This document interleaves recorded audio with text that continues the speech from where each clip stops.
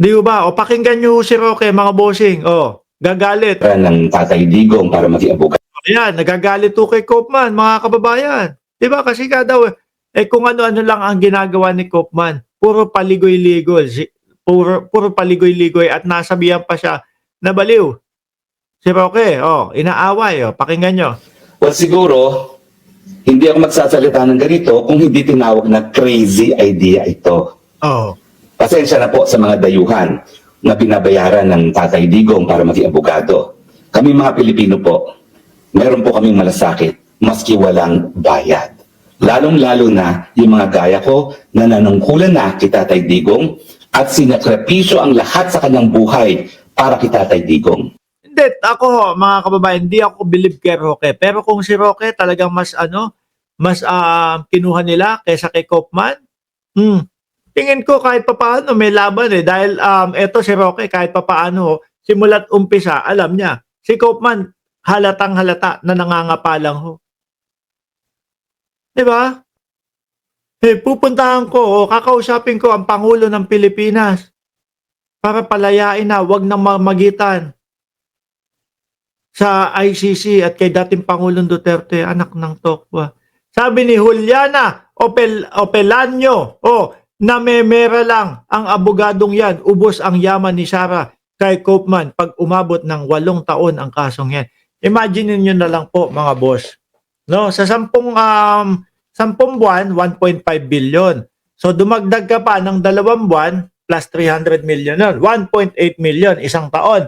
So kung tatagal ho ng 10 taon mga kababayan, no? Kung tatagal ho mga kababayan ng 10 taon yung kaso, 18 million yun.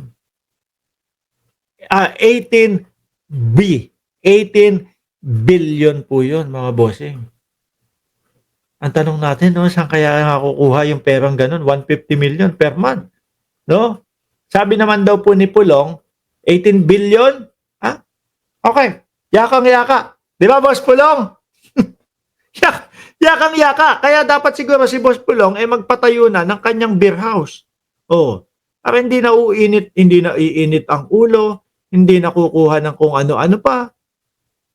Di ba? Sabi ni kabayan ko, kapatid ko, Kopman. Hindi na iinit ang ulo, hindi nakukuha ng kung sino-sino doon sa bugaw, tas uupakan, tas sasaksakin. Di ba? Huwag niyo naman pong ipagkait itong sakripisyo namin at sabihin na lukulukong idea ang aming sinasabi. Dahil ang ninanais po namin, ibalik sa lalong mabilis ang Tatay Digong dahil siya'y 80 anyos na, pumapayat sa kulungan at maraming karamdaman. Kay Kopman, ako mga kababayan kay Kopman, walang kwenta yan. Ano? Walang kwenta. Bakit ho? Kumikita ako Basta ang importante, eto, lumalaban ako. Kaso nga lang ho, dama nitong mga ito, nila Roque, nila Maharlika, na na pahula-hula na lang po yung ginagawa. Di ba? Ayaw talagang umatake doon sa pangdepensa nila. Mga bossing. Sabi ni Ma'am Princess Paris, gastusin na lang ni Digong ang pera at hindi niyan madadala sa kabilang buhay. Sabi ni Adelma, yes, tama ka Sir Mark. Mas maalam at matalino si Harry Roque kaysa kay Kopman. Palibas ay puti ito, kaya akala ng Duterte ay okay ito. Mas alam ho ni Roque lahat yung pasikot-sikot. Di ba? Sabi ni Lena Sabado, may binanggit pa na name si Bongo ang may pinakamalaking financial support para sa Supreme Court na manggaling kay Cheese mula sa insertion budget ng flood control. Mamayang gabi natin itapik ho yan, mga bossing. Hindi papayag si Kopman, mawawala ang sahod niya. Wala pong crazy dyan. Pagmamahal lang po yan ng mga Pilipino na hindi nyo maiintindihan dahil hindi kayo Pilipino at kayo po ay bayaran. Tayo ay nagmamahal at naninindigan para kay Tatay Digong. At kaya lang ho, hindi din nila masisisi yung mga Duterte na kung bakit hindi kinuha si Roque, mga bossing. Kasi nga, di ba, ramdam din kay Roque na Kaya lang gusto niyan maging lawyer ni dating Pangulong Duterte kasi nga para makapag-stay dito sa Netherlands at umiiral yung kanyang asylum. Siyempre mga bossing, ikaw tatay mo yung nandoon. 'Di ba? Tapos kukunin mo si Roque. Tapos sasabihin mo, sububo ka na lang akla. Hoy! Anak na ito sisirukan sa akin naman ang sa ayos-ayos ng ano natin. Tapos mababasa ko yung message mo na o yung comment mo, sumubo ka na lang. Naisingit ko pa. Hindi, syempre mga kababayan, tatay mo yung nando sa loob. 'Di ba? Tatay mo yung nandoon sa loob. Ngayon, gusto mong makasigurado. Gusto mong makasigurado na iisa lang ang iniisip ng abogado nyo. Kung di ang makalabas si dating Pangulong Duterte. Walang mga gumugulo na asylum, walang gumugulo na mga pansariling desisyon. Kaya hindi natanggap si Roque. No? Hindi din natin sila masisisi. Pero ako, mga bossing, kung sa Koopman versus Roque, na mag-aabogado kay dating Pangulong Duterte, tingin ko dapat si Roque, no?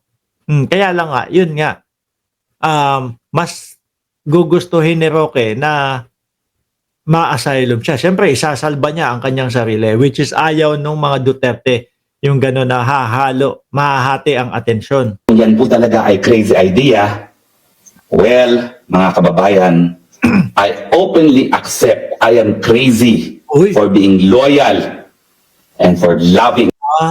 Buti na lang sila. Kasi mga kababayan, yung mga editor natin, ayan, si Boy Tinapay, si Jordan J, kapag ka narinig niyan, sasabihin niyan doon sa sasabihin niya sa title nitong kay Roque. Roque, umaming baliw. Buti, dinukto. I'm crazy sa pagmamahal kay dating Pangulong Duterte. Di ba? Galing ni Roque, Mang Uto. Tuloy! Tatay Digong for expressing admiration sa mga ginawa niya bilang presidente.